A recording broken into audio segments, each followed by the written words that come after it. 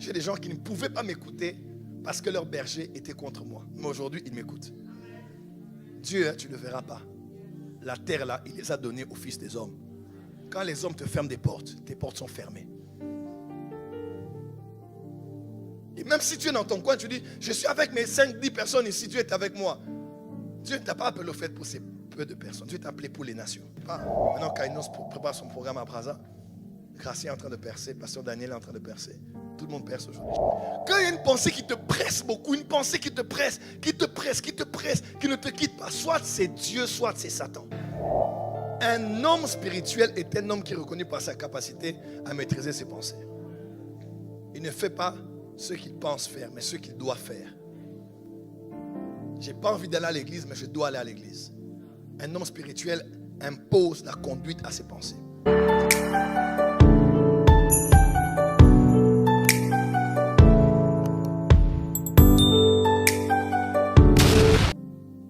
Une année passée, quand on a commencé la réconciliation, un homme de Dieu avec qui on s'est réconcilié m'a dit, il dit, Joël, Dieu t'a permis de toucher 1000.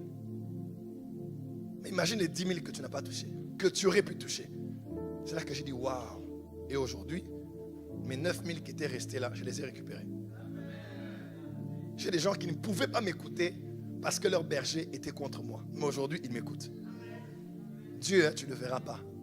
La terre là, il les a donnés aux fils des hommes. Quand les hommes te ferment des portes, tes portes sont fermées. Et même si tu es dans ton coin, tu dis, je suis avec mes 5-10 personnes ici, Dieu est avec moi. Dieu ne t'a pas appelé au fait pour ces peu de personnes. Dieu t'a appelé pour les nations. Voilà pourquoi c'est très important de maîtriser tes pensées. Et là maintenant il se plaint, non, je ne sais pas ce qu'il m'avait pris, Daddy, et maintenant il est nulle part. Maintenant Kainos prépare son programme à Brazza. Gracie est en train de percer, Pasteur Daniel est en train de percer. Tout le monde perce aujourd'hui. Jack est maintenant là à Kinshasa, en train de percer. Il est nulle part. Je me dis, des fois Satan peut te distraire juste à la veille, à la porte. Donc quand les bonnes choses veulent commencer pour toi, c'est là que Satan te fait sortir de ton chemin. Les pensées. Toutes pensées n'ont pas la même intensité en nous. L'intensité ou la pression qu'exercent les pensées en vous doivent vous révéler que ces pensées ne sont pas anodines. Soit c'est du diable, soit c'est vraiment Dieu qui impose cette pensée en vous. Il n'y a pas de choix. Quand il y a une pensée qui te presse beaucoup, une pensée qui te presse, qui ne te quitte pas, soit c'est Dieu, soit c'est Satan. Je te dis la vérité. On a tous des pensées, mais quand il y a une pensée, c'est une pensée qui te presse, qui t'oppresse, qui te fait perdre le contrôle en bien ou en mal. Satan est quelque part. À partir de cette saison, je vois tes pensées être alignées. Je vois tes pensées être maîtrisées. Un homme spirituel est un homme qui est reconnu par sa capacité à maîtriser ses pensées. Il ne fait pas ce qu'il pense faire, mais ce qu'il doit faire. J'ai pas envie d'aller à l'église, mais je dois aller à l'église. Un homme spirituel impose la conduite à ses pensées. Il n'est pas soumis à ses pensées, il est soumis à son esprit. C'est l'esprit qui contrôle. Je peux expliquer quelque chose rapidement? Viens, Jérémy, viens. On acclame pour mon mannequin. Le mannequin du jour.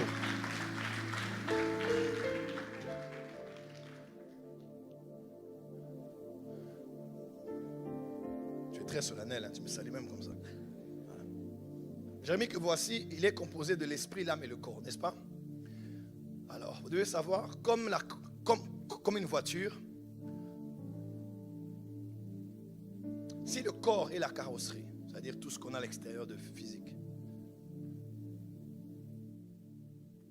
l'âme, c'est le volant. Et l'esprit, c'est le chauffeur.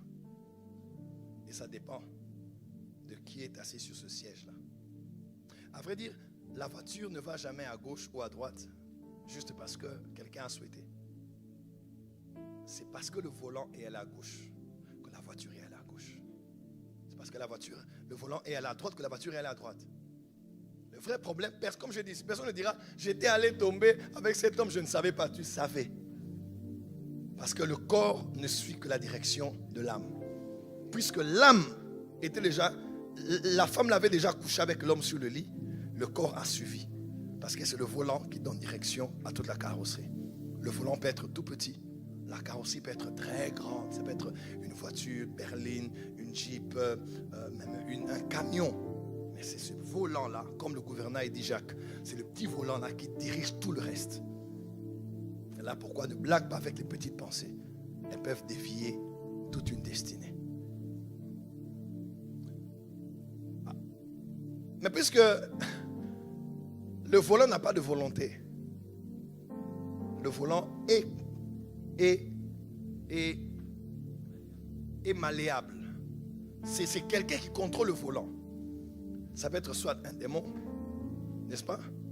Ça peut être soit un mauvais esprit. Ça peut être aussi ton esprit ou l'esprit de Dieu. Qui est un homme spirituel? Un homme spirituel est un homme dont l'âme ne fait rien faire au corps sans avoir eu l'aval de l'esprit. C'est un homme spirituel. L'homme spirituel, c'est celui qui n'est pas dirigé par l'âme. Donc, le volant va là-bas, toi tu vas. Parce que tu sens quelque chose, tu dois le faire. J'ai envie de manger, je mange. J'ai envie d'aller dormir dehors, je vais dormir dehors. Je vais aller au cinéma, je vais au cinéma. Tu dois être au contrôle. L'homme spirituel, c'est l'homme qui est revenu au contrôle de sa vie. Je ne te dis pas, je n'arrive pas à maîtriser. Non, tu peux maîtriser. Un homme spirituel, une femme spirituelle doit être capable de maîtriser ce que tu ressens, ce que tu penses. Parce que si tu te laisses aller, les démons vont jouer. Et n'oublie pas, là où est l'âme, là où est le sang. Puisque l'âme de toute chair est dans le sang. Et dans le sang, il y a les informations génétiques de ta destinée. Il y a les liens de sang. Et lié au sang et à l'âme, il y a la chair qui est exposée au corps, à la convoitise du monde, convoitise des yeux. Donc bref, tout ce que tu penses là peut être influencé par beaucoup de choses, mais surtout lié à l'histoire de ta mère, l'histoire de ton père, l'histoire de tes aïeux. Voilà pourquoi tu dois revenir au contrôle de tes pensées. Tout ce que je dis maintenant là, c'est pour t'aider à bien prier. C'est pour t'aider à décider, à partir d'aujourd'hui, je ne serai plus esclave de ces pensées. Tu sais, hein, même les addictions. Je dis à quelqu'un, oh daddy, vraiment, l'alcool. Je dis, est-ce que tu sais qu'il y a des gens qui sont des païens mais qui ont abandonné l'alcool? Il y a des païens qui n'ont pas fait autre chose, qui ont fait des cures de désintoxication. Il a abandonné la drogue sans Jésus, sans délivrance. C'est une question de volonté. Tu peux dire non à un péché. Le problème, c'est que dans tes pensées, tu sais que tu es faible. Ça reviendra toujours. Tu tomberas. Ce n'est pas la première fois qu'on prie pour toi. Ce n'est pas la première fois qu'on fasse l'appel ici. Tu es déjà allé plusieurs fois, mais tu retombes toujours. Parce que dans ta tête, tu es défaitiste. Et tu le seras toujours. Tu n'es pas victime de la pornographie. Tu n'es pas victime de l'alcool, de la cigarette. Tu n'es pas victime de la masturbation. Tu es le vainqueur. Dis à ton voisin, c'est toi qui contrôle.